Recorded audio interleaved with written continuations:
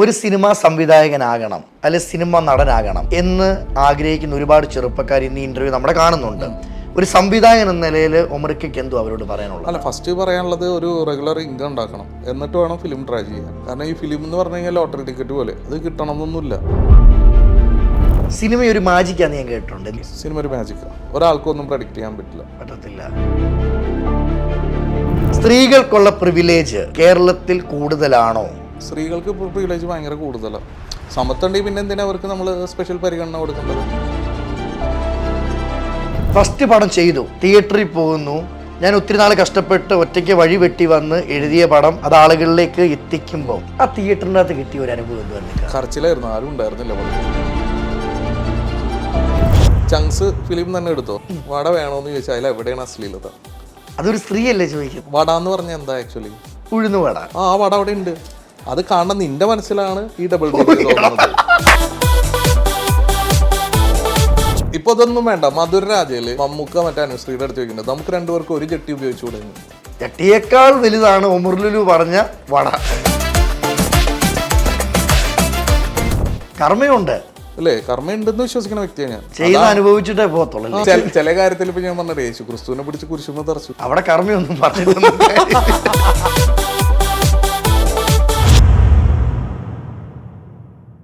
എല്ലാവർക്കും നമസ്കാരം, ഞാൻ അജിൻ വർഗീസ്. സെലിലോഡിൻ്റെ ന്യൂ ചാറ്റ് ഷോയിലേക്ക് ഏവർക്കും സ്വാഗതം. ഇതിനോടൊപ്പം ഉള്ളത് ഒരുപാട് പുതുമുഖങ്ങൾക്ക് അവസരം കൊടുക്കുകയും എല്ലാവർക്കും ഈ ഒരു വ്യക്തിയെ ഭയങ്കര ഇഷ്ടമാണ്. സ്വാഗതം ചെയ്യാം ഡയറക്ടർ ഒമർ ലുലു. നമസ്കാരം. നമസ്കാരം. ഇക്ക എന്തുകൊണ്ടൊക്കെ വിശേഷമൊക്കെ? ഈ എന്നെ ഇഷ്ടമാണെന്ന് പറഞ്ഞത് ട്രോളാൻ വേണ്ടി പറഞ്ഞാണ്? ഒരിക്കലും അല്ല. കാരണം ഞാനിക്ക് വിളിച്ചത് തന്നെ ഒരുപാട് കാത്തിരുന്ന് വിളിച്ചതല്ലേ. അതെ അതെ. അതിന്റെ കാരണം എന്താണെന്ന് വെച്ചാൽ നിങ്ങളൊരു സംവിധായകൻ മാറ്റി വെച്ച് കഴിഞ്ഞാൽ ഒരു ജെനുവിൻ മനുഷ്യനാണ്. അത് ഇടപെട്ടവർക്കറിയാം കേട്ടോ. ആണല്ലേ? ഞാൻ ഇക്കയെ പറ്റി 2-3 പേരെ വിളിച്ച് അന്വേഷിച്ചപ്പം ഈ കാണുന്ന സൈസേ ഉള്ളൂ, ഉള്ളിലൊന്നും ഇല്ല. അത് ആളുകൾ വേറെ അർത്ഥത്തിൽ എടുക്കും. നല്ലപോലെ ഉണ്ട് ഉള്ളില്. ഞാൻ പറഞ്ഞതല്ലേ, സൈസിന്റെ കേസ് ഞാൻ പറഞ്ഞതാ. ഇക്ക പുതിയ പടത്തിന്റെ വിശേഷങ്ങൾ എന്തൊക്കെയാ? പുതിയ പടം ബാഡ് ബോയ്സ് ഷൂട്ട് കഴിഞ്ഞു. ഇപ്പോൾ ഓണർ റിലീസ് പ്ലാൻ ചെയ്യാണ്. അപ്പോൾ അതിൻ്റെ വർക്ക് ഇങ്ങനെ കൊടുമ്പിരി കൊണ്ട് നിൽക്കുക. അപ്പോൾ ഓണത്തിന്റെ ഒരു പൂരം നമുക്ക് കാണാം പ്രേക്ഷകർക്ക്. ഓണത്തിന് ഇൻഷാ അല്ലാ അടിപൊളിയാവുമെന്ന് വിചാരിക്കണം. ഈ ബാഡ് ബോയ്സിൽ ഏറ്റവും കൂടുതൽ പുതുമ കൊണ്ടുവന്നെന്ന് ഞാൻ കേട്ടത് ഒരുപാട് ആർട്ടിസ്റ്റുകളുണ്ടല്ലേ? ഉണ്ട്. ഞാൻ ആദ്യമായിട്ട് ഒരു ആർട്ടിസ്റ്റ് ഫിലിം ചെയ്യണം. ഫസ്റ്റ് ചങ്സിൽ പിന്നെ ഉണ്ടായിരുന്നു സിദ്ദീഖ് സാർ, ലാൽ സാറ്, പിന്നെ ബാലു, ധർമ്മജൻ ചേട്ടൻ, അങ്ങനെ കുറച്ചാളുണ്ടായിരുന്നു. പിന്നെ അത് കഴിഞ്ഞിട്ട് ഒരു വലിയൊരു ആർട്ടിസ്റ്റോടെ ഞാൻ ഇതാ. വലിയൊരു ക്രൂ അല്ലേ? എത്ര പേരോളം വരും?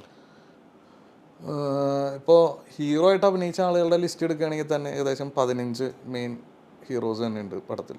എല്ലാവരും ഉണ്ട്. അതിൽ ഇന്റർവ്യൂ സ്റ്റാർ എന്ന് തന്നെ വിശേഷിപ്പിക്കുന്ന ധ്യാൻ ശ്രീനിവാസൻ ഉൾപ്പെടെ ഉണ്ട്. ധ്യാനുണ്ട്, എല്ലാ ജനറേഷനിലും ഉണ്ട്. അതായത് പഴയ നമ്മുടെ ശങ്കർ സാർ മുതലുണ്ട്. അതൊരു ഭാഗ്യമായിട്ടാണ് ഞാൻ കാണുന്നത്. ഇപ്പൊ ശങ്കർ സാർ ഉണ്ട് പടത്തിൽ, ശങ്കർ റഹ്മാൻ, ബാബു ആന്റണി, ഇവരൊരു കൂട്ടുകെട്ടുകാരെ നമുക്ക് ഈ സിനിമ കാണാം. അതായത് ഇവര് എല്ലാവരും ഒരു, അതായത് ഇപ്പോൾ റഹ്മാൻ സാറാണ് ഇതിൽ മെയിൻ ക്യാരക്ടർ ചെയ്യണത്. ബാബു ചേട്ടൻ ഭയങ്കര ഒരു രസകരമായ ഒരു ക്യാരക്ടറാണ് ചെയ്യണത്. എല്ലാം ഒരു ഇങ്ങനെ ഒരു ചെയിൻ പോലെ പോണ ഒരു കോമഡി മാസ് ഒക്കെ ആയിട്ടുള്ള ഒരു പടം, മാസ് ആക്ഷൻ കോമഡി. ഈ ഒരു ഓണത്തിന്റെ ഒരു റഹ്മാൻ സാറിനെ കൊണ്ടുവരാന്ന് പറഞ്ഞാല് റഹ്മാൻ സാർ ഭയങ്കര ചലഞ്ചായിട്ട് ചെയ്തൊരു ക്യാരക്ടർ അത്. കാരണം ആൾ ഇതുവരെ ഹ്യൂമർ അങ്ങനെ തൊടാത്തൊരു ഏരിയ. അപ്പൊ ഇതില് കുറച്ച് അത്യാവശ്യം ഒരു ഹ്യൂമർ പരിപാടിയൊക്കെ ചെയ്തിട്ടുണ്ട്. ആളും ചെയ്ത് തുടങ്ങിയപ്പോൾ ഭയങ്കര ഒരു പേടി ഉണ്ടായിരുന്നു, പക്ഷെ പിന്നെ സെറ്റായി ആള്. കമ്പനി ആയിട്ട് വന്നപ്പോ എങ്ങനെ ഉണ്ടായിരുന്നു? അടിപൊളിയാ. പിന്നെ ചെറിയ പിള്ളേർ എന്റെ പോലെ തന്നെയാ. പറ്റിയില്ലെങ്കിൽ അപ്പൊ തന്നെ ആളുടെ മുഖത്തുനിന്ന് മനസ്സിലാവും നമുക്ക്. പിന്നെ പുലർച്ചൊക്കെ വരെ ഷൂട്ടും പരിപാടി ഉണ്ടായിരുന്നു എല്ലാ ദിവസവും പുള്ളി. കാരണം ഈ പടം നിങ്ങൾക്ക് കണ്ടാൽ മനസ്സിലാവും. അതായത് 50 ദിവസം അത് ഷൂട്ട് ചെയ്തത്. പക്ഷെ 50 ദിവസമാണ് മൊത്തം ഇത് ഷൂട്ട് ചെയ്തത്. പക്ഷെ ഇത് കാണുമ്പോൾ നിങ്ങൾക്ക് മനസ്സിലാവും ഒരു എന്തുമാത്രം ഇവര് നമ്മുടെ കൂടെ നിന്നുകൊണ്ടാണ് 50 ദിവസം കൊണ്ട് ഈ പടം തീർന്നതെന്നുള്ളത്. അതും അതിൻ്റെ ഇടയിൽ ഭയങ്കര മഴ ഇതൊക്കെ ഉണ്ടായിരുന്നല്ലോ, ഉരുൾപൊട്ടും വെള്ളപ്പൊക്കം, മഴ, പ്രളയം എല്ലാം ഉണ്ടായിരുന്നു. അപ്പൊ അതിന്റെ ഇടയിലൊക്കെ കൂടിയിട്ട് ചെയ്ത് തീർത്ത പടം ഈ 50 ദിവസം കൊണ്ട്. നിലവിൽ ഇപ്പോൾ ഡബിങ് നടക്കുക. ഡബിങ് നടന്നുകൊണ്ടിരിക്കുന്നു. അപ്പം കുറെ തിരക്കിന്റെ ഇടയ്ക്കാണ് നമുക്ക് വേണ്ടി സമയം കണ്ടത്. അതെ അതെ. അജിയും കുറച്ച് ദിവസമായില്ലേ വിളിക്കുന്നുണ്ട്. വിളിച്ച ഉടനെ വന്നതിൽ ആദ്യം തന്നെ താങ്ക് യു. ഇക്ക ഇനി ഇപ്പം ഞാൻ ആദ്യം ഇൻട്രോയിൽ സൂചിപ്പിച്ചൊരു കാര്യമുണ്ട്. പുതുമുഖങ്ങൾക്ക് ഏറെ അവസരം കൊടുക്കുന്ന മറ്റ് സംവിധായകരെക്കാൾ മുന്നിട്ട് നിൽക്കുന്ന സംവിധായകനാണ് ഒമർ ലുലു അല്ലേ? അങ്ങനെ ഒരു പുതുമുഖങ്ങൾക്ക് അവസരം കൊടുക്കാനുണ്ടായ കാരണം എന്തുവാ? അല്ല, ഇപ്പം ഞാൻ ഇപ്പോൾ ഫസ്റ്റത്തെ ഫിലിം തന്നെ, എനിക്കൊരു ഫിലിം ബാക്ക്ഗ്രൗണ്ട് ഇല്ലാത്ത വ്യക്തിയാണ്. ഫിലിം ഇൻഡസ്ട്രിയിൽ ഒരാളെ എനിക്കറിയില്ല. ഞാൻ ഫസ്റ്റ് എന്റെ അപ്പനൊന്നും സിനിമയിലെ സംവിധായകനൊന്നും അല്ല. അല്ല, ഒറ്റയ്ക്ക് വഴിവെട്ടി വന്നാനാ. ഓ, അടിക്കണ കൈ. അത് മറ്റേ നീയും പറയണ പോലെ തന്നെയാ, ഒറ്റയ്ക്ക് വഴിവെട്ടി വന്നതെന്ന് തന്നെയാ. അപ്പൊ ഈ ഒറ്റയ്ക്ക് വഴി വെട്ടി വരുമ്പോൾ പ്രതിസന്ധികളൊക്കെ ഇല്ലേ? പിന്നെ ധാരാളം പ്രതിസന്ധികൾ ഉണ്ടാവും. നമുക്ക് എന്താണെന്ന് വെച്ചാൽ ഈ ഫിലിമിൽ നമ്മൾ ഫോളോ ചെയ്ത് പറഞ്ഞ പ്രോട്ടോകോൾസ് ഉണ്ടാവും. ഇതൊന്നും നമുക്ക് അറിയണമെന്നില്ല. പിന്നെ ഒരുപാട് പേര് നമ്മളെ മിസ്ഗൈഡ് ചെയ്യാനുണ്ടാവും. നമ്മളറിയാത്തൊരു വഴിക്ക് ഒറ്റയ്ക്ക് വഴി വെട്ടിയിട്ട് വന്നേക്കാണല്ലോ. അപ്പോൾ നമ്മൾ അവിടെ എത്തിക്കഴിഞ്ഞ് ഒരുപാട് പേരുണ്ടാവും നമ്മൾ മിസ്ഗൈഡ്. തുടക്കമൊന്നും കൈ പിടിച്ച് കയറ്റാൻ ആരും കാണത്തില്ല. ഒരാളും ഉണ്ടായിട്ടില്ല എൻ്റെ ലൈഫിൽ. ഉറപ്പാ? ഒരാളും ഉണ്ടായിട്ടില്ല. നമ്മുടെ ആഗ്രഹത്തിൻ്റെ ഒപ്പം നിന്ന 2-3 ഫ്രണ്ട്സ് ഉണ്ടായിരുന്നു പ്രൊഡക്ഷൻ സൈഡിൽ എന്നല്ലാതെ വേറെ ഒരു സപ്പോർട്ടും എനിക്ക് അങ്ങനെ കിട്ടിയിട്ടൊന്നുമില്ല. ഈ ഫിലിമുമായിട്ട് ഒരു ബന്ധവും ഇല്ലാത്ത ഒമർ ലുലു എന്ന് പറയുന്ന വ്യക്തി ഇന്നൊരു സംവിധായകനായിട്ട് മാറിയതിന്റെ പിന്നിലുള്ള കഥ എന്തുവാ? ആഗ്രഹം. പക്ഷെ ആഗ്രഹം എന്ന് പറയുമ്പോൾ തന്നെ ഒരു തിരുത്തുണ്ട്. ഒരുപാട് ചെറുപ്പക്കാർക്ക് ഇപ്പൊ ആഗ്രഹമുണ്ട്. വെറുതെ ആഗ്രഹിച്ചിട്ട് കാര്യമില്ല. ഞാൻ എനിക്ക് ഫസ്റ്റ് ഫിലിമിൽ അഭിനയിക്കാനായിരുന്നു ഇഷ്ടം. കോളേജിൽ പഠിക്കുന്ന ടൈമിൽ അങ്ങനെ ഞാൻ 2-3 മെയിൻ ഡയറക്ടേഴ്സിൻ്റെ അടുത്ത്, ഇപ്പോൾ ലോഹിദാസ് സാറിൻ്റെ അടുത്ത്, പിന്നെ സത്യൻ അന്തിക്കാടിൻ്റെ അടുത്ത്, ഇവരുടെ അടുത്തൊക്കെ പോയിട്ട് ചാൻസ് ചോദിച്ചു, കമൽ സാറിൻ്റെ അടുത്ത്. അപ്പോൾ എനിക്ക് മനസ്സിലായി, അതായത് ഒന്നല്ലെങ്കിൽ നമുക്ക് ഇവരായിട്ട് നല്ലൊരു ബന്ധം വേണം, നമ്മളെ കൈപിടിച്ച് കയറ്റാൻ അല്ലെങ്കിൽ ഇൻട്രൊഡ്യൂസ് ചെയ്യാൻ ഒരാൾ വേണം, ഇല്ലെങ്കിൽ പിന്നെ നമ്മുടെ കയ്യിൽ നല്ല പൈസ വേണം. ഈ 2 വഴികൾ. അല്ലെങ്കിൽ പിന്നെ നമ്മൾ വല്ല അസിസ്റ്റന്റ് ഡയറക്ടറൊക്കെ ആയിട്ട് പോയിട്ട് നിന്ന് കുറേ നാൾ ഇങ്ങനെ കഴിഞ്ഞ് അങ്ങനെ പറ്റിയെന്ന് പറയാം. പക്ഷെ എൻ്റെ വീട്ടിലാണെങ്കിൽ അതിന് പറ്റിയൊരു സാഹചര്യമില്ല. കാരണം എൻ്റെ വീട്ടിൽ ഞാൻ മാത്രമുള്ള ഒരു ആൺകുട്ടി, ഒറ്റ മോനാ. അതായത് പിന്നെ 2 സിസ്റ്റേഴ്സാണ്. അപ്പോൾ വീട്ടുകാരെ നമ്മൾ നോക്കണം. അങ്ങനെ കുറേ, അതായത് പപ്പ ജോലിയൊക്കെ ഉണ്ടായിരുന്നെങ്കിലും ഞാൻ ബിടെക്കിന് പഠിക്കുമ്പോഴത്തേനും ജോലിയൊക്കെ ഏകദേശം കഴിഞ്ഞു. പിന്നെ ഞാൻ ബിടെക്കിന് പഠിച്ചത് മുതലേ ഞാൻ ബിസിനസ് ചെയ്തിട്ടാ. ഈ ബിസിനസ് എന്ന് പറഞ്ഞാൽ ബിടെക്കിന് പഠിക്കുമ്പോൾ മറ്റേ കോളേജിലേക്ക് സീറ്റ് ശരിയാക്കി കൊടുക്കലും പരിപാടിയൊക്കെ ഇട്ട് തന്നെ പോക്കറ്റ് മണിയും പരിപാടിയൊക്കെ അത്യാവശ്യം നല്ല പൈസ ഉണ്ടാക്കും. പിന്നെ അത് കഴിഞ്ഞപ്പോഴത്തേനും ഒരു ക്ലാസ്മേറ്റിന് തന്നെ കല്യാണം കഴിച്ചത്. ലവ് മാരേജ് ആയിരുന്നു. പിന്നെ അപ്പം തന്നെ ലവ് മാരേജ് കഴിഞ്ഞ കാരണം ബിസിനസ്സിലേക്ക് ഇറങ്ങി ചെറുതായിട്ട്, റിയൽ എസ്റ്റേറ്റ് ബിസിനസ്സും പരിപാടിയൊക്കെ. അപ്പോൾ ആ ടൈമിൽ നല്ല ഉഷാറായിട്ട് പോയിരുന്നു. അപ്പോൾ അങ്ങനെ ആ റിയൽ എസ്റ്റേറ്റ് ബിസിനസ്സൊക്കെ ഇങ്ങനെ ഒന്ന് ഉഷാറായിട്ടൊക്കെ നിന്ന് ഒന്ന് ഡൗണൊക്കെ ആയിട്ടിരിക്കുന്ന ടൈമിലാണ് ഞാൻ പിന്നെ ഗൾഫിലൊന്ന് ജോലിക്ക് പോയി. പ്രവാസിയായിട്ടും പോയി. അപ്പോൾ അവിടെ ഒരു മാസം നിന്ന് കഴിഞ്ഞപ്പോൾ എനിക്ക് മനസ്സിലായി ഇത് ഇങ്ങനെ ജീവിച്ചിട്ട് കാര്യമില്ല എന്നുള്ളത്. അങ്ങനെ പിന്നെ ഞാൻ നാട്ടിൽ വന്നിട്ടാണ് പിന്നെ ഫിലിമിലേക്ക് ഇറങ്ങണത്. അങ്ങനെ ആദ്യം അവസരം ചെല്ലുകയായിരുന്നു? അല്ല, പിന്നെ ഞാൻ അവസരം ചോദിച്ചില്ല. പിന്നെ ഞാൻ നേരെ ഡയറക്ടർ. പിന്നെ അപ്പോഴത്തേനും എനിക്കൊരു ഫിലിം ഡയറക്റ്റ് ചെയ്യാന്നുള്ളൊരു മൂഡായി. ഈ ബിസിനസ്സും ഇതൊക്കെ കഴിഞ്ഞപ്പോൾ എനിക്ക് ആക്ടിങ്ങിനോടുള്ള ഒരു ഇൻട്രസ്റ്റ് പോയി. പിന്നെ അപ്പം എനിക്ക് ഫിലിം പഠിക്കണം, നല്ലൊരു ബിസിനസ്സാണല്ലോ, ഫിലിമിൽ നല്ല ബിസിനസ് ഉണ്ട്. പിന്നെ ഇതിനോട് നമുക്കൊരു ടേസ്റ്റ് ഉണ്ട്, നമുക്ക് ഇഷ്ടപ്പെട്ട പാഷൻ ഒരു ബിസിനസ്സാക്കി മാറ്റി അടിപൊളിയായിരിക്കില്ല എന്ന് തോന്നിയിട്ട് അങ്ങനെ വന്ന. അഭിനയിക്കാൻ വന്ന വ്യക്തി ഒരു ഡയറക്ടറായിട്ട് മാറുന്നു, അതൊരു ചെറിയ കഥയല്ലേ? അല്ല, കുറേ ആളുകൾ ഇപ്പോൾ ഡയറക്ടറായിട്ട് വന്നിട്ട് അഭിനയിക്കാൻ വന്നവരില്ലേ, അങ്ങനെ കുറേ പേരുണ്ട്. ഇക്ക പ്രവാസിയായിരുന്നു എന്ന് പറഞ്ഞു, ഒറ്റയ്ക്ക് വഴിവെട്ടി വന്നവനാന്ന് പറയുന്നു. ഇപ്പം ജീവിതത്തിലൊക്കെ അങ്ങനെ വരുന്ന വരവിൽ തന്നെ ഇപ്പം സംവിധായകനായിട്ട് നിൽക്കുന്നുണ്ട്. ഈ പുതുമുഖ ഒരുപാട് ആൾക്കാർ, ശരിക്കും ഞാൻ ഈ ഊബറിനൊക്കെ പോകുന്ന സമയത്ത് എന്നെ ഞെട്ടിച്ചൊരു കാര്യം, ഒരുപാട് ആളുകൾ സിനിമയ്ക്ക് വേണ്ടി ഇന്ന് കൊച്ചി നിൽക്കുന്നുണ്ട്. എന്തുകൊണ്ട് അവരൊന്നും എത്തപ്പെടുന്നില്ല? അല്ല, ഫിലിമിൽ ഞാൻ പറഞ്ഞില്ലേ, ഒന്നല്ലെങ്കിൽ എത്തപ്പെടണമെങ്കിൽ നല്ല ബന്ധങ്ങൾ വേണം, അല്ലെങ്കിൽ പിന്നെ വേറെ പരിപാടി എന്ന് പറഞ്ഞു കഴിഞ്ഞാൽ ഇവർ ഇപ്പോൾ വെറുതെ ഇപ്പോൾ താൻ നേരെ ഓടിയൊന്ന് എൻ്റെ അടുത്ത് ചാൻസ് ചോദിച്ചു കഴിഞ്ഞ് കഴിഞ്ഞാൽ നമ്മൾ പരിഗണിക്കില്ല. തൻ്റെ എന്തെങ്കിലും ഒരു വീഡിയോ ചിലപ്പോൾ കണ്ട് അത് ചിലപ്പോൾ ഹിറ്റായിട്ടുണ്ടാവാം, അല്ലെങ്കിൽ താൻ എന്തെങ്കിലും ഫിലിം സ്കൂളിലൊക്കെ കഴിഞ്ഞിട്ട് ഇതിനു വേണ്ടി ഒരു ഡെഡിക്കേറ്റ് ചെയ്യാൻ ഒരു മനസ്സുണ്ടെന്ന് കണ്ടാൽ നമ്മൾ പിന്നെയും കുറച്ചും കൂടി പരിഗണിക്കും. അല്ലാതെ 10-20 വർഷം ഇതിന്റെ പുറകെ നടന്നു എന്ന് പറഞ്ഞ കാര്യമില്ല. ഇത് വെറുതെ ഇപ്പം ആർക്കും പറയാലോ. അതെ, ഇപ്പം നമ്മൾ ഈ ചുമര് പിടിച്ചിട്ട് ഇങ്ങനെ തള്ളിക്കൊണ്ടിരുന്നു കഴിഞ്ഞാൽ ഈ ചുമര് വീണാലല്ലേ നമ്മുടെ വർക്ക് കാണുള്ളൂ, അല്ലെങ്കിൽ നമ്മുടെ വർക്ക് ഉണ്ടോ? ഇത് ചെറിയൊരു അറിവല്ല കേട്ടോ. കാരണം ഒരുപാട് ആൾക്കാർ ഇന്ന് എനിക്ക് അഭിനയിക്കണമെന്ന് പറഞ്ഞ് 10-12 വർഷവും ചിലവഴിക്കുന്നു, പക്ഷെ അവരൊന്നും എത്തപ്പെടുന്നില്ല.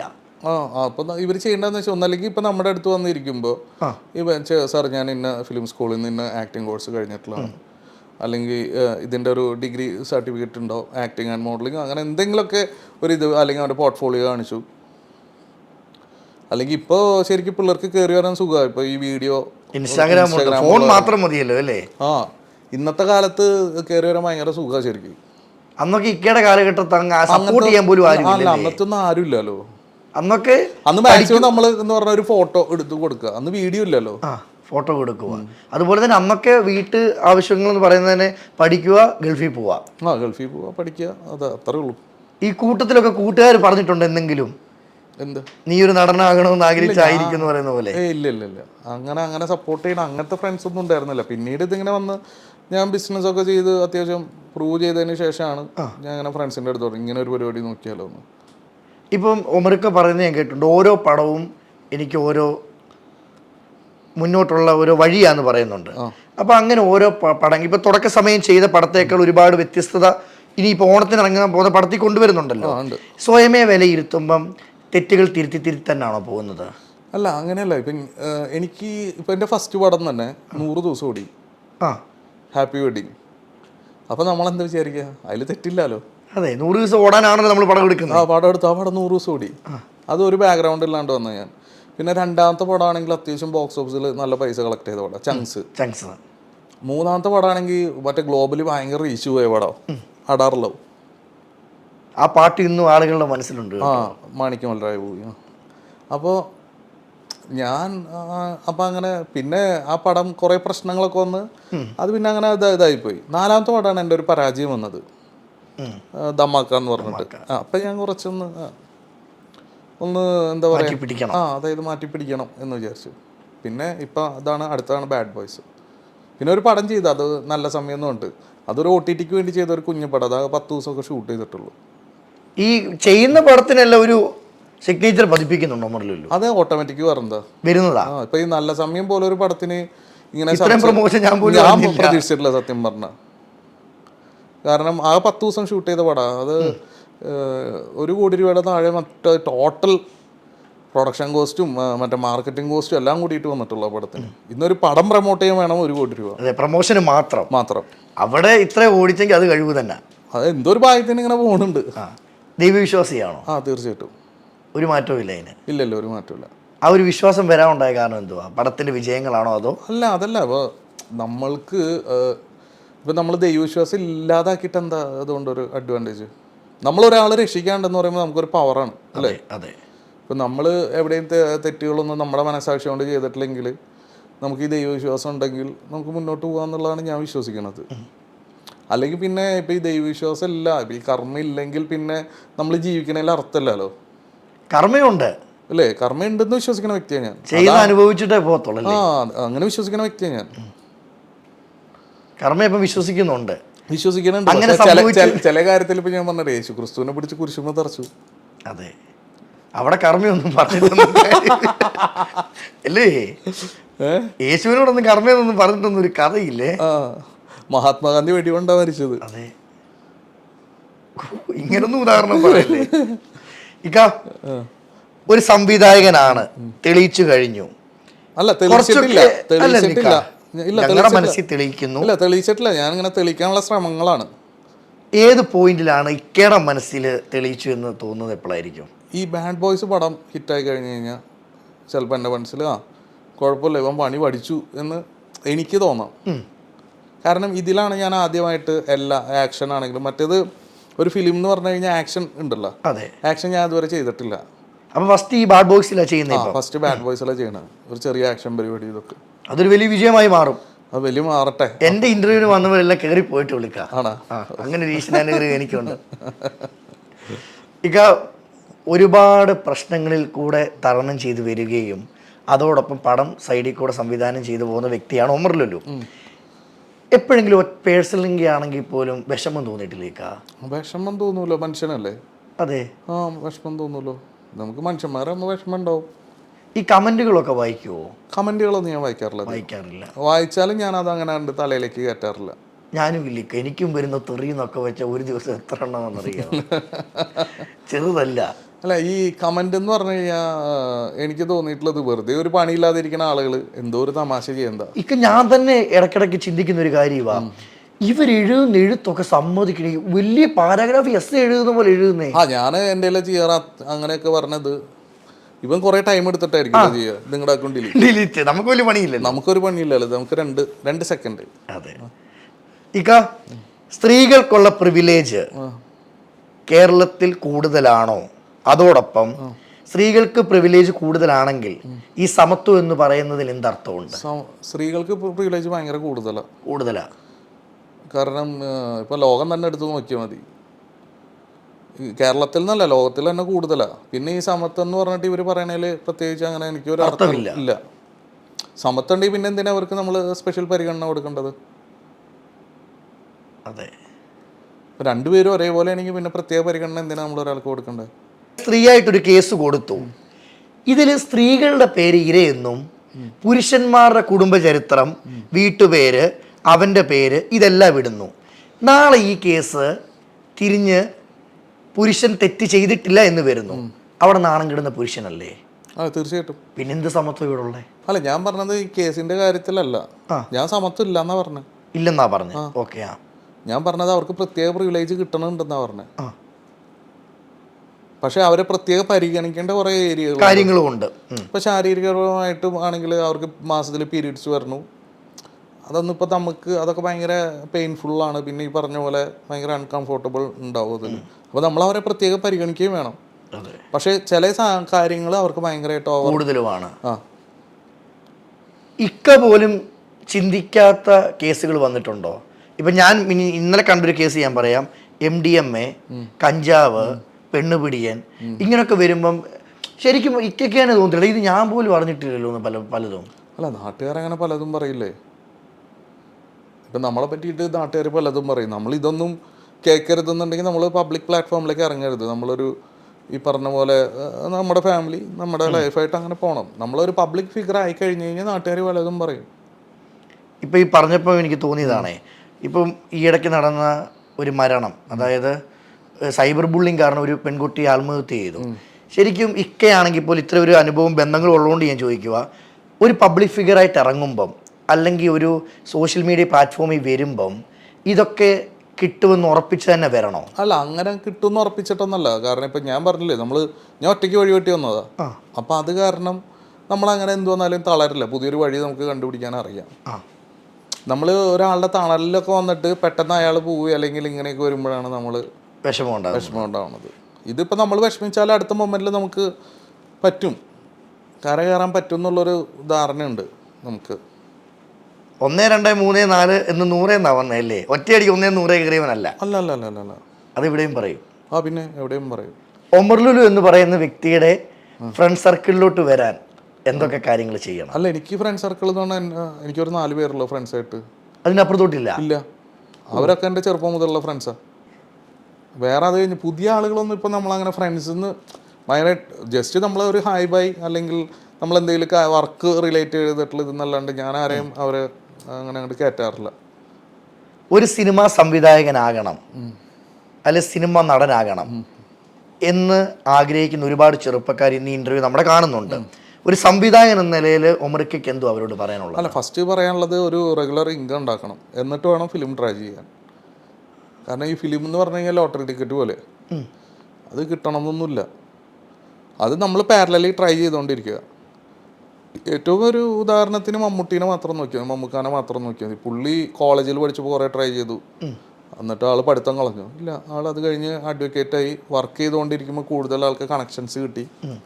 ആ വർക്ക് ചെയ്തുകൊണ്ട് മഞ്ചേരി ബാറിൽ പ്രാക്ടീസ് ചെയ്തുകൊണ്ടിരിക്കുമ്പോഴാണ് പുള്ളി ഫിലിമിലേക്ക് എൻ്റർ ആവുന്നത്. ഫിലിമിൽ എൻ്റർ ചെയ്തതിന് ശേഷം ആണ് ആൾ ഈ പരിപാടിയൊക്കെ ഉപേക്ഷിക്കുന്നത്, അഡ്വക്കേറ്റിൻ്റെ. ഈ ഫെയിമും പൈസയും മാത്രം കണ്ടിട്ട് വരാനാണെങ്കിൽ അല്ല, ഈ ഫെയിമും പൈസയും മാത്രമായിട്ട് പറ്റില്ല, നമുക്കൊരു പാഷനും വേണം. അതെ. അല്ല, ചില ആളുകൾ ചിന്തിക്കുക, എന്നോട് എൻ്റെ ഒരു കൂട്ടുകാരൻ പറഞ്ഞത് കേട്ടോ, അവൻ കാണുന്നുണ്ടെങ്കിൽ അവനോടും കൂടെ, അതായത് സിനിമയെ കയറി കഴിഞ്ഞാൽ പിന്നെ ഒന്നും തിരിഞ്ഞു നോക്കണ്ട, ലൈഫ് സെറ്റില്ല എന്ന് പറയുന്നവരോട് എന്തോ പറയും? അല്ല, അങ്ങനെയൊന്നുമില്ല. അത് ഫിലിമാണ് ഏറ്റവും അൺപ്രഡിക്റ്റബിൾ ആയിട്ടുള്ള സംഭവം, പ്രത്യേകിച്ച് ഈ ഡയറക്ടേഴ്സിൻ്റെ. ഇപ്പോൾ ആക്ടേഴ്സ് എന്ന് പറഞ്ഞു കഴിഞ്ഞാൽ ഇപ്പോൾ ഒരു എസ്റ്റാബ്ലിഷ് ആയിട്ടുള്ള ഒരു ആക്ടേഴ്സ് ഉണ്ടെങ്കിൽ ഒരു ബോംബ് പൊട്ടിച്ചാലും 2 ബോംബ് പൊട്ടിച്ചാലും 3 ബോംബ് പൊട്ടിച്ചാലും കുഴപ്പമൊന്നുമില്ല. അതെ, അവർ തെളിഞ്ഞു കഴിഞ്ഞല്ലോ. അതായത് ഒരു ബിസിനസ് ആയി കഴിഞ്ഞ് കഴിഞ്ഞാൽ പിന്നെ ഒരു 10 ബോംബ് വരെ കുഴപ്പമുണ്ടാവില്ല. അതേസമയം ഒരു ഡയറക്ടർ അങ്ങനെയല്ല, ഒരു 2 ബോംബ് പൊട്ടിച്ചു കഴിഞ്ഞാൽ അയാളുടെ കയ്യിൽ സ്റ്റോക്ക് കഴിഞ്ഞു കേട്ടോ, പൊട്ടിയതോ പിന്നെ അല്ലേ. ഡയറക്ടറിന്റെ കാര്യങ്ങളൊക്കെ അങ്ങനെ. ഇപ്പോൾ കുറെ ആളുകൾ എടുത്ത് നോക്കിയാൽ മതിയല്ലോ. ഇക്കയുടെ ഡ്രീമിലുള്ള ഒരു സിനിമ വന്നിട്ടില്ല ഇക്കയ്ക്ക്? ഇല്ല. അപ്പൊ അതിനുവേണ്ടി ഞങ്ങൾ കാത്തിരിക്കുന്നു. Thank you. ഓണത്തിന് വരും. അല്ല, ഓണം അത് അതിനൊരു അത് ചെറിയൊരു സാമ്പിൾ വെടിക്കെട്ടാണ്. അതെ. അത് നമ്മുടെ ഒരു എന്താ പറയാ, ഒരു ഫൗണ്ടേഷൻ. കെട്ടിപ്പൊക്കിയതാ ഫൗണ്ടേഷൻ. അങ്ങനെ ഒരു ഭാഗ്യമുണ്ട്. കാരണം ഇപ്പൊ നമ്മളിപ്പോ ചെറിയ സംഭവങ്ങൾ എന്നൊക്കെ വിചാരിച്ച് ചെയ്യണതും വലുതായി മാറുന്നുണ്ട്. ഇപ്പൊ ഞാൻ പറഞ്ഞില്ല, ഇപ്പൊ നല്ല സമയം പോലെ ഒരു പടം ചർച്ചയിൽ വരുന്ന പോലെ ഞാൻ വിചാരിച്ചിട്ടില്ല. അത് കേരള എക്സൈസ് ഡിപ്പാർട്ട്മെന്റ് ഭയങ്കര വിജയമായിട്ട് അത് മാർക്കറ്റ് ചെയ്ത് ഭയങ്കര. ഞാൻ പോലും ഇത്രയും ഫ്രീ പ്രൊമോഷൻ എന്റെ ജീവിതത്തിൽ അല്ലേ, ഒരു രൂപ ചെലവില്ല. പിന്നെ വക്കീലിനിടയ്ക്ക് കൊടുക്കണം, അത്രേ ഉള്ളൂ. അതെ. ഇനിയിപ്പം ജീവിതത്തിലോട്ട് വന്നു കഴിഞ്ഞാൽ ആരൊക്കെയുണ്ട് വീട്ടില്? വീട്ടിൽ വൈഫുണ്ട്, 3 മക്കളുണ്ട്. മോന്റെ പേര് ഇഷാൻ, മോളുടെ പേര് ആയറിൻ, താഴെയുള്ള മോള് ഇപ്പൊ ഒരു 1.5 വയസ്സ് ധ്വനി. ഈ മക്കൾക്ക് അച്ഛന്റെ ഒരു ടേസ്റ്റ് ഉണ്ടോ? മോൻ വേറൊരു മോള് വേറൊരു മോഡ്. ഇനി വീട്ടിലെ അപ്പനാണ് ഒമർ ലുലു എന്ന് എടുത്തു കഴിഞ്ഞാല് സ്ട്രിക്റ്റ് ആണോ വീട്ടിൽ? ഞാൻ മക്കളെ ചീത്ത പറയാറില്ല. ഇതുവരെ പറഞ്ഞിട്ടില്ല. മക്കൾ ഒരു പ്രായമാകുമ്പോൾ മക്കള് പറയുക എനിക്ക് സിനിമയിൽ അഭിനയിക്കണം, ഒമർ ലുലു വിടുവോ? വിടും. മക്കളുടെ ആഗ്രഹത്തിന് കൂടെ നിൽക്കും. അതങ്ങനെ നിൽക്കണമെങ്കിൽ ഒരു പക്ഷെ ചെറുപ്പകാലത്ത് അങ്ങനെ ആഗ്രഹങ്ങൾ എന്തെങ്കിലും നഷ്ടപ്പെട്ടിട്ടോ വല്ലതും ഉണ്ടോ? അല്ലല്ല, അങ്ങനെയൊന്നുമല്ല. എനിക്ക് ഒരുവിധം എൻ്റെ എല്ലാ ആഗ്രഹവും എൻ്റെ പപ്പയും അമ്മച്ചിയും അത്യാവശ്യം നല്ല രീതിയിൽ നടത്തുന്നുണ്ട്. ഞാൻ ഭയങ്കര ഒരു ലക്കി കിട്ടാ ചെറുപ്പം മുതലേ. അങ്ങനെ കഷ്ടപ്പാടും പ്രാരാബ്ദമൊന്നും എൻ്റെ ലൈഫിൽ വന്നിട്ടില്ല. ഞാൻ ആഗ്രഹിക്കുന്നതൊക്കെ ഞാൻ കിട്ടിയിട്ടുണ്ട്. സന്തോഷവാനാണ്.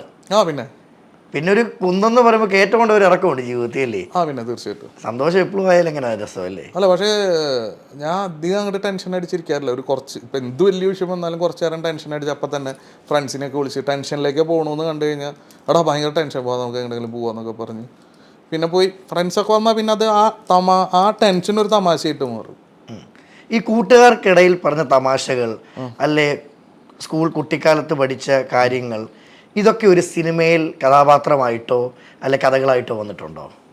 ഇപ്പോൾ ഹാപ്പി വെഡിങ്ങിൽ കുറേ എൻ്റെ അനുഭവങ്ങൾ തന്നെയാണ് വന്നിട്ടുള്ളത്.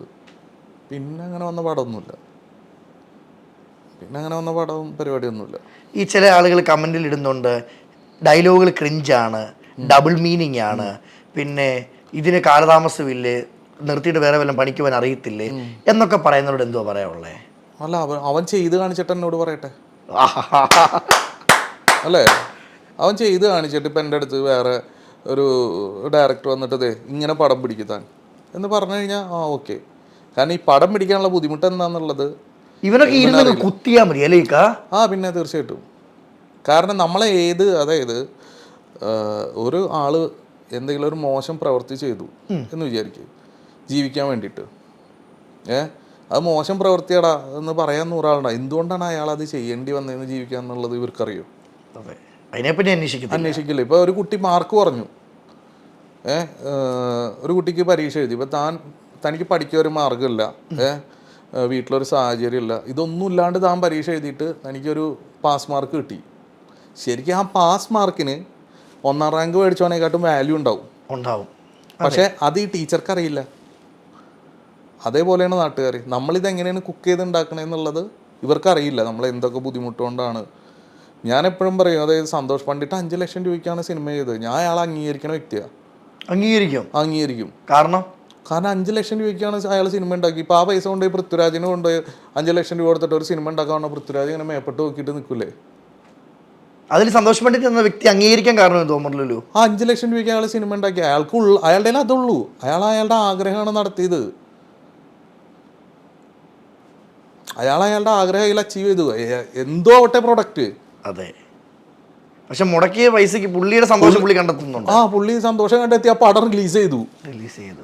നെഗറ്റീവ് ആണെങ്കിൽ ആളുകളിലേക്ക് എത്രയോ കോടികൾ മുടക്കിയ പടം പെട്ടിയിലിരിക്കണു പകുതി വെച്ചിട്ട്. അപ്പൊ അയാൾ ആ പടം റിലീസ് ചെയ്തു എന്ന് പറഞ്ഞാൽ തന്നെ അയാളുടെ വിജയല്ലേ? തീർച്ചയായിട്ടും. അപ്പൊ നമ്മളത് മാർക്കിടാൻ പോകുമ്പോൾ നമ്മൾ എന്ത് തിങ്ക് ചെയ്യണം? നമ്മൾ ആലോചിക്കണം അത് 5 ലക്ഷം രൂപയുടെ പടമാണ്. അയാൾ ഇത്രയും പരിമിതി വെച്ചിട്ട് അങ്ങനെയൊക്കെ ചെയ്തുണ്ടാക്കിയല്ലോ. അയാൾ അപ്രീഷിയേറ്റ് ചെയ്യല്ലേ ശരിക്കും വേണ്ടത്. ഇതിപ്പം പറയുമ്പം തന്നെ ഒമർ ലുലു എന്ന സംവിധായകൻ നേരിടുന്ന കഷ്ടപ്പാടുകൾ എന്തൊക്കെയാണ് ഒരു സിനിമയിലോട്ട് വരുമ്പം? അല്ല, ഒരു സിനിമയിലേക്ക് വരുമ്പോൾ എന്ന് പറഞ്ഞു കഴിഞ്ഞാൽ ഇവിടെ നമുക്കിപ്പോൾ താരങ്ങളില്ലെങ്കിൽ നമുക്ക് ബഡ്ജറ്റ് നമുക്ക് കിട്ടില്ല. അപ്പം നമ്മൾ പല കോംപ്രമൈസും ചെയ്യേണ്ടി വരും. കോംപ്രമൈസ് തെളിച്ച് പറയണേ. അല്ല, കോംപ്രമൈസ് അറിയാലോ ഇപ്പൊ എന്റെ അല്ലല്ല, ആ കോംപ്രമൈസ് അല്ലടാ. നമുക്കിപ്പോൾ ഫൈറ്റ് തന്നെയാണെങ്കിൽ ഇപ്പോൾ ഒരു ഗംഭീര ഫൈറ്റ് എടുക്കണം എന്നാണ് നമ്മുടെ ആഗ്രഹം. അതിന് പകരം ചെറിയ ഉന്തും തള്ളവും പരിപാടിയോ അപ്പം തന്നെ അതിൻ്റെ ഒരു ഇത് പോയി. ചിലപ്പോൾ നമ്മൾ കഥ എഴുതുമ്പോൾ എഴുതി വെച്ചത് ഗംഭീരമായിട്ട് പീറ്റർ ഹെയിൻ വന്നിട്ട് ഫ്രെയിം വയ്ക്കുന്നു, അതൊക്കെ ആയിരിക്കാം നമ്മുടെ സ്വപ്നം. എഴുതുമ്പോൾ നമ്മൾ പലതും മനസ്സിൽ കാണും. ഇപ്പം ഞാൻ പറഞ്ഞുതരാം, ഇപ്പം ഞാൻ ലാലേട്ടനെ കണ്ടിട്ട് ഒരു സീൻ എഴുതിയത്, ഒരു മുണ്ട് മടക്ക് കുത്തിയിട്ട് മീശ വിരിക്കണ ഒരു സീൻ. ഈ സീനിൽ എനിക്ക് ലാലേട്ടന് കൊടുക്കാനുള്ള പൈസ ഇല്ല, ഡേറ്റും ഇല്ല. അപ്പം നമ്മൾ എന്ത് ചെയ്യും? കോംപ്രമൈസ് ചെയ്തു നോക്കി. ഇപ്പോൾ ലാലേട്ടൻ്റെ പോലെ ഇരിക്കണ വേറൊരാളെ കൊണ്ടുവന്നിട്ട് ഈ മുണ്ട് മടക്കി കുത്തലും മീശ വിരിക്കലും വന്നു കഴിഞ്ഞാൽ അവിടെ വല്ല ഇമ്പാക്റ്റ് ഉണ്ടാകും. കറക്റ്റ് കേട്ടോ. നമ്മൾ എഴുതുമ്പോൾ കിട്ടുന്ന ഔട്ട് അവിടെ കിട്ടുന്നില്ല. നമുക്കതാ നമ്മളെ വിചാരിച്ച നമുക്ക് അത് കിട്ടണം. ഇപ്പൊ ചിക്കൻ ബിരിയാണി ഉണ്ടാക്കാൻ ചിക്കൻ വേണം, അവിടെ കൊണ്ട് മട്ടൺ ഇട്ടിട്ട് കറി അല്ല, മട്ടട്ട് ഒന്നുകൂടി അടിപൊളി. അതല്ല, ഇപ്പൊ ചിക്കൻ ബിരിയാണിക്ക് വേറെ മറ്റേ സോയാബീൻ എങ്ങനെ ഇട്ട് കഴിഞ്ഞ് കഴിഞ്ഞാൽ ചിക്കൻ ആവും അത്. ആ ഒരു ബിരിയാണി നമുക്ക് വേണമെങ്കിൽ ബിരിയാണിക്കുള്ള റോ മെറ്റീരിയൽസ് നമുക്ക് വേണം. അല്ലെങ്കിൽ പിന്നെ നമ്മുടെ ഔട്ടിനെ കുറ്റം പറഞ്ഞിട്ട് എന്താ കാര്യം? അപ്പം നമ്മൾ ഫസ്റ്റ് ഫിലിം കാണാൻ പോകുമ്പോൾ നമ്മൾ ഇത് എന്ത് ബഡ്ജറ്റിൽ ഇവർ ചെയ്തേ എന്നുള്ളതും കൂടിയിട്ട് നമ്മളൊന്ന് ആലോചിക്കണം. എന്നിട്ട് നമ്മളിപ്പോൾ എന്താ പറയുക, 1 കോടി രൂപയ്ക്ക് ഞാൻ ഒരു ഗംഭീര പടം എടുത്തു. അപ്പം നമ്മുടെ ഇതിൻ്റെ ബഡ്ജറ്റും കൂടി വെച്ചിട്ട് വേണം കണക്കാക്കാൻ. പിന്നെ ഇതിൽ ചെയ്യാവുന്ന ഒരു ഓപ്ഷൻ എന്താണെന്ന് വെച്ച് കഴിഞ്ഞാൽ, ഇപ്പോൾ ഈ ഹൈദരാബാദ് തെലുങ്കിലൊക്കെ ഉള്ള പോലെ ടിക്കറ്റ് റേറ്റ് കുറച്ച് കൊടുക്കാം. തെലുങ്കിൽ അങ്ങനെ ABC ക്ലാസ് ഉണ്ട്. ഓക്കെ, അപ്പോൾ ആളുകളുടെ എണ്ണം കൂടും. അപ്പോൾ അതായത് ആളുകൾക്ക് ഇപ്പോൾ ചെറിയ പൈസ അല്ലേ വരുള്ളൂ. അതായത് ബഡ്ജറ്റ് കുറഞ്ഞ പടങ്ങളുടെ ടിക്കറ്റ് റേറ്റ് ഒന്ന് കുറച്ച് കൊടുക്കാം. ഇപ്പം ഇക്ക എഴുതുന്ന സമയത്തെ ഇക്ക പറഞ്ഞു ലാലേട്ടൻ പോലുള്ള വ്യക്തികളെ കാണുന്നു, അങ്ങനെ എഴുതിയിട്ട് സ്വപ്നം നഷ്ടപ്പെട്ടു പോയതിൽ സാഹചര്യം ഉണ്ടായിട്ടുണ്ടോ? ഇല്ല, അങ്ങനെ ഞാൻ അവരെ പുറകെ അങ്ങനെ അതിന് വേണ്ടിയിട്ട് നടന്നിട്ടില്ല. ഇനി നടക്കണം. ഇത് കഴിഞ്ഞിട്ട് ഈ ബാഡ് ബോയ്സ് ആയിട്ടുള്ളൊരു ഞാൻ പറഞ്ഞില്ല, ഒരു ഫൗണ്ടേഷനാണ്. നമ്മുടെ സ്വപ്ന കൊട്ടാരത്തിൽ ഇതുവരെ എത്തിയിട്ടില്ല, ഒരു നാളെത്തും. ആ എത്തുന്ന നാളില് എനിക്ക് കൊച്ചിലെ മുതൽ ഇഷ്ടമുള്ള ആ നടനെ വെച്ച് ചെയ്യും എന്ന് ചോദിച്ചാൽ അത് ഏത് നടനായിരിക്കും? അല്ല, എനിക്ക് ഫസ്റ്റ് മമ്മൂക്കാനെ വെച്ച് ചെയ്യണമെന്നാണ് ഭയങ്കര ആഗ്രഹം ചെറുപ്പത്തിൽ. പിന്നെ ഇപ്പം എനിക്ക് കൂടുതൽ ബോളിവുഡ് പടം ചെയ്യണം എന്നാണ് മനസ്സിലായ ഏറ്റവും വലിയ ആഗ്രഹം. ഷാറുഖ് ഖാനെ വെച്ച് പടം ചെയ്യണം, സൽമാൻ ഖാനെ വെച്ചിട്ട് പടം. പിന്നല്ല, അതൊക്കെയാണ് നമ്മുടെ ഒരു ഭയങ്കര ആഗ്രഹം. എല്ലാം സാധിക്കും ഇക്ക. ഇക്ക ഇന്ന് ഈ പൊസിഷനും വരെ വന്നതേ കുട്ടിക്കാലം മുതൽ ആഗ്രഹിച്ച് തന്നെ എത്തപ്പെട്ടതാണോ ഇക്ക? അതൊരു സുപ്രഭാതത്തെ ആരെയും കണ്ട് മോട്ടിവേറ്റ് ആയതാണോ? അല്ലല്ല, നമ്മൾ ചെറുപ്പത്തിലെ നമുക്ക് ഫിലിം എൻ്റെ മനസ്സിലുണ്ട്. അന്ന് പക്ഷേ നടനായിട്ടായിരുന്നു. അതെ. പിന്നെ എനിക്ക് അതിനോട് ഒരു പാഷൻ അത്ര ഇല്ല. ഇപ്പം വൈഫും കുട്ടികളും ഒക്കെ ഹാപ്പിയാണോ? വൈഫും കുട്ടികളും ഹാപ്പിയാണോ എന്ന് വെച്ചാൽ വൈഫ് അത് ഓരോ ദിവസം അനുസരിച്ചിരിക്കും. ചില ദിവസം അവർ ഭയങ്കര ഹാപ്പിയാണ്, ചില ദിവസം എന്തെങ്കിലും ടെൻഷനും പരിപാടിയൊക്കെ വരുമ്പോൾ അതിൻ്റെ ഒരു പ്രശ്നങ്ങളുണ്ടാവും. അങ്ങനെ ഈ ലൊക്കേഷനും വീടും അല്ല, അങ്ങനെ ഞാൻ ഇപ്പോൾ റെഗുലർ അങ്ങനെ പടം ചെയ്യണ ആളൊന്നുമല്ലല്ലോ. ഒരു കൊല്ലത്തിലൊരു പടം, അല്ലെങ്കിൽ 2 കൊല്ലം കൂടുമ്പോൾ ഒരു പടമൊക്കെ അല്ലല്ലോ. ഒരു സിനിമയിൽ കയറണം, ഒരു ഡയറക്ടർ ആവണം, കഴിവ് പോലെ തന്നെ പ്രാധാന്യമാണ് ബന്ധങ്ങൾ. പിന്നെ തീർച്ചയായിട്ടും പ്രാധാന്യമാണ്. പിന്നെ ഇപ്പം ഞാൻ പറയട്ടെ, ഇപ്പോൾ സത്യൻ അന്തിക്കാടിൻ്റെ മകൻ ആദ്യത്തെ പടം ചെയ്തു. എന്താണ്, വരന് ആവശ്യമുണ്ട്, അല്ല വധുവിനെ ആവശ്യമുണ്ട് അല്ലേ? അതിലെ കാസ്റ്റിംഗ് ഒന്ന് നോക്കിയേ. ആരൊക്കെ? ദുൽഖർ, സുരേഷ് ഗോപി, ശോഭന, ഉർവശി. ഇത്രയും ഹെവി കാസ്റ്റിംഗ് ഒരു പുതുമുഖ സംവിധായകന് കിട്ടത്തില്ല. ഇനി അങ്ങനെ ഒരു കാസ്റ്റിംഗ് കിട്ടണമെങ്കിൽ അവൻ എത്ര നാൾ അസിസ്റ്റൻ്റായി അസോസിയേറ്റ് ആയി ഇങ്ങനെ തലമൂത്ത് കോൺസ്റ്റബിൾ SI ആവണ പോലെ പണിയെടുക്കണം. അതെ, പക്ഷെ ആ പണിയെടുക്കുന്ന പണിയിലെല്ലാം കിട്ടുന്ന ബന്ധം സ്ട്രോങ് ആയിരിക്കും അല്ലേ? അതോ പറയാൻ പറ്റത്തില്ലേ? ഇല്ല, ഫിലിമിൽ അങ്ങനെ ബന്ധങ്ങൾക്ക് സ്ഥാനമില്ല. അങ്ങനെ പറയാൻ കാരണം ഞാൻ എന്തിനാ പറയണത്, ഫിലിം എന്ന് പറഞ്ഞാൽ പക്ക ബിസിനസ്സാണ്. ഫിലിമിൽ ഇപ്പം നമ്മൾ മദർ തെരേസ ആണെങ്കിലും നമ്മുടെ കൂടെ ആരും ഉണ്ടാവില്ല. അതേസമയം നമ്മളുടെ പുറകെ നമുക്ക് വിജയങ്ങളുണ്ടെങ്കിൽ നമ്മുടെ എന്ത് വൃത്തിയായിട്ട സ്വഭാവമാണെങ്കിൽ ഇവരൊക്കെ സഹിക്കും. സിനിമ ഒരു മാജിക്കാന്ന് ഞാൻ കേട്ടിട്ടുണ്ട്. എന്ത് പറയും? സിനിമ ഒരു മാജിക്കാണ്, ഒരാൾക്കൊന്നും പ്രഡിക്റ്റ് ചെയ്യാൻ പറ്റത്തില്ല. ഈ ടിക്കറ്റ് കീറുന്ന എണ്ണത്തിനനുസരിച്ച് വിജയത്തിന്റെ കൈയടിയല്ലേ? തീർച്ചയായിട്ടും. ഫസ്റ്റ് പടം ചെയ്തു, തിയേറ്ററിൽ പോകുന്നു. ഞാൻ ഒത്തിരി നാൾ കഷ്ടപ്പെട്ട് ഒറ്റയ്ക്ക് വഴി വെട്ടി വന്ന് എഴുതിയ പടം അത് ആളുകളിലേക്ക് എത്തിക്കുമ്പോൾ ആ തിയേറ്ററിൻ്റെ അകത്ത് കിട്ടിയ ഒരു അനുഭവം എന്തുവായിരുന്നു? കരച്ചിലായിരുന്നു. ആരും ഉണ്ടായിരുന്നില്ല പടത്തിന്. ഉണ്ടായിരുന്നില്ല. ഫസ്റ്റ് ഷോനോ ആരുമില്ല പടത്തിന്. ഞാൻ വിചാരിച്ച ഉത്തരം എന്നറിയാമോ, ഞാൻ കുറേ സന്തോഷിച്ചാളാണ്. ഇല്ല ടെൻഷനായിരുന്നു. ആ പടം ഒരു സെക്കൻഡ് വീക്കായപ്പോൾ മുതലാണ് ആള് കയറി തുടങ്ങിയത്. ആ, അവിടെ ഇപ്പോൾ കണ്ട ഒരു പോരായ്മ എന്തുവാ തോന്നിയത്? ആർട്ടിസ്റ്റ് ഇല്ലാത്ത കാരണം. ഇപ്പോൾ സിജു വിൽസന് വേറെ വന്ന് മിനിമം ഒരു ആസിഫ് അലി, ദുൽഖറൊക്കെ ആണെങ്കിൽ ആ പടത്തിൻ്റെ ഇനീഷ്യൽ വേറെ ലെവലാണ്. പക്ഷെ അന്ന് ഒറ്റയ്ക്ക് ഇരുന്ന തിയേറ്ററിൽ കുറേ അനുഭവങ്ങൾ പഠിപ്പിച്ചോ? പിന്നെ എനിക്ക് തോന്നി ഇത് നമുക്ക് പറ്റുന്ന പണിയല്ല. ആരും ഇല്ല അന്ന് പടം പൊട്ടിയെന്ന് വിചാരിച്ചിട്ട്, നമ്മുടെ ഈ ഫ്രണ്ട്സ് മാത്രമേ ഉള്ളൂ. പിന്നെ പടം റിലീസായി ശനിയാഴ്ച രാത്രി കണ്ടാണ് ഷറഫും സിജുവും കൂടിയിട്ട് എൻ്റെ അടുത്തേക്ക് പറഞ്ഞത്. അന്ന് രാത്രി സെക്കൻഡ് ഷോ എന്താ സിനിപോളിസിലും കണ്ട ഹൗസ്ഫുള്ളായി. അപ്പോൾ എൻ്റെ ബ്രദർ കണ്ടപ്പോൾ നല്ല കൈയടി ഉണ്ട് പടത്തിന്, മാക്സിമം ഒന്ന് പ്രൊമോട്ട് ചെയ്യുമെന്ന് പറഞ്ഞിട്ട് സിജുവും ഷറഫും കൂടിയിട്ട് പറഞ്ഞു. അന്ന് ഒറ്റയ്ക്ക് ഇരുന്നെങ്കിൽ, ഇത് ഞാനും പ്രേക്ഷകരും തരുന്ന വാക്ക്, ഈ വരുന്ന ഓണത്തിന് നമ്മുടെ ബാഡ് ബോയ്സ് കത്തും. ഇൻഷാല്ലാ കത്തട്ടെ. എല്ലാവിധ ആശംസകളും. Thank you. ഉറപ്പായിട്ടും. ഇക്കടെ മുന്നോട്ടുള്ള ജീവിതത്തിൽ ഇനി ആഗ്രഹങ്ങൾ എന്തൊക്കെയാണ്? മുന്നോട്ടുള്ള ജീവിതത്തിൽ ഇങ്ങനെ ഹാപ്പി ആയിട്ട് പോകണം, അതന്നെ. നമ്മൾ ഒരാളെയും ബുദ്ധിമുട്ടിക്കാണ്ട് അങ്ങോട്ട് അവസാനിക്കുക. ഇപ്പം നിലവിൽ കേസും കാര്യങ്ങളും ഒക്കെ ഉണ്ടോ? ആ കേസ് നടന്നുകൊണ്ടിരിക്കുക. ഒരുപാട് പുതുമുഖങ്ങളെ സിനിമയിൽ കൊണ്ടുവരുന്നു, അവർ സന്തോഷിക്കുന്നു, അവർ ഫെയിം ആവുന്നു, അവർ കൂടുതൽ സിനിമകളിലേക്ക് എത്തുന്നു.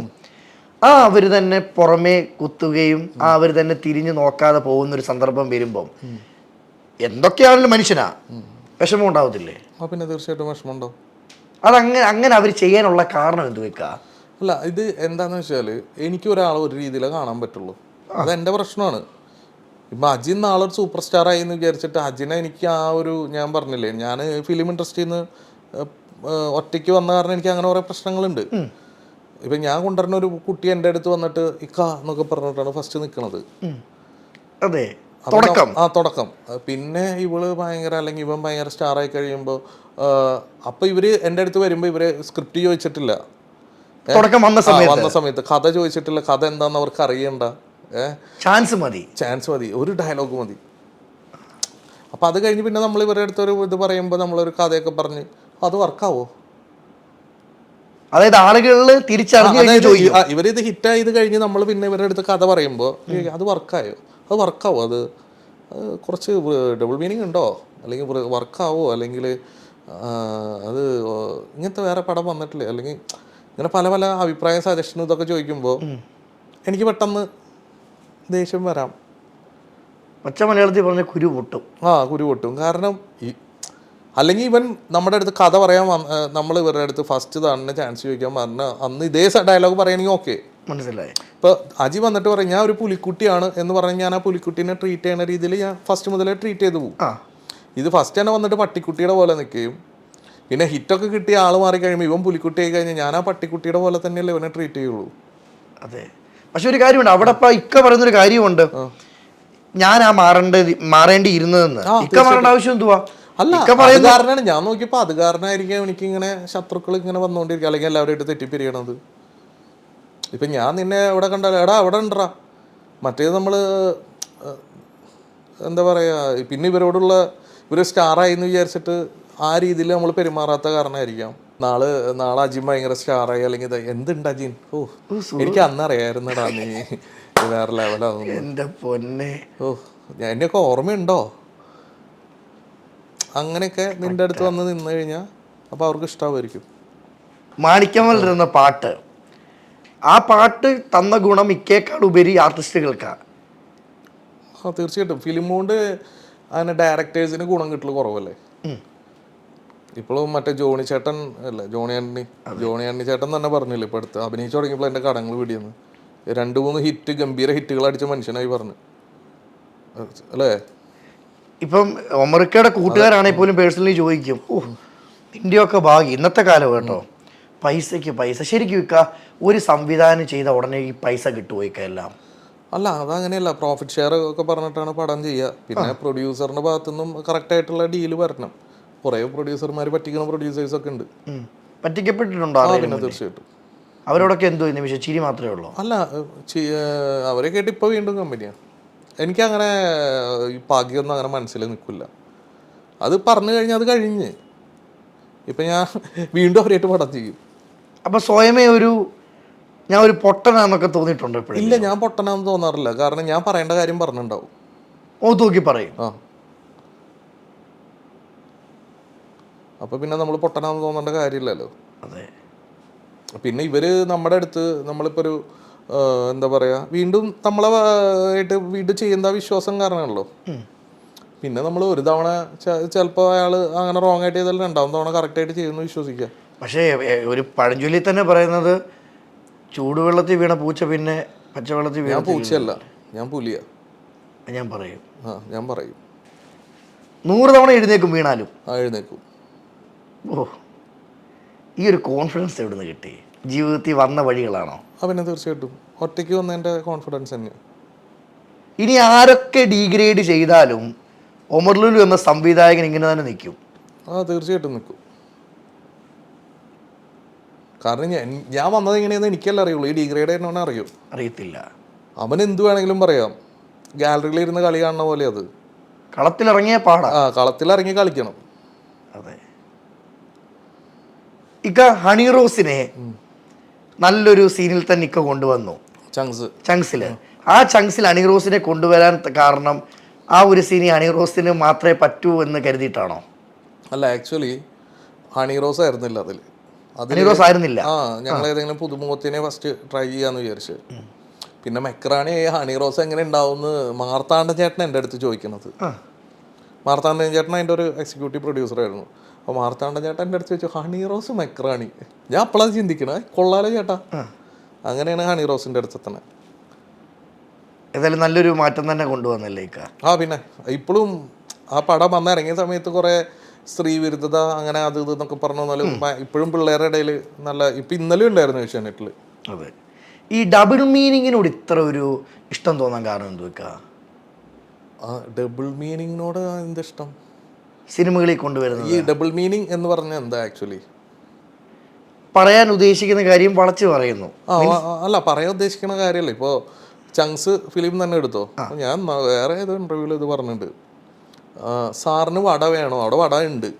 വട വേണോന്ന് ചോദിച്ചാൽ അതിൽ എവിടെയാണ് അശ്ലീലത? അതൊരു സ്ത്രീയല്ലേ ചോദിക്കുന്നത്? അതിനെന്താ? വട എന്ന് പറഞ്ഞാൽ എന്താ ആക്ച്വലി? ഉഴുന്ന് വട. ആ വട അവിടെ ഉണ്ട്.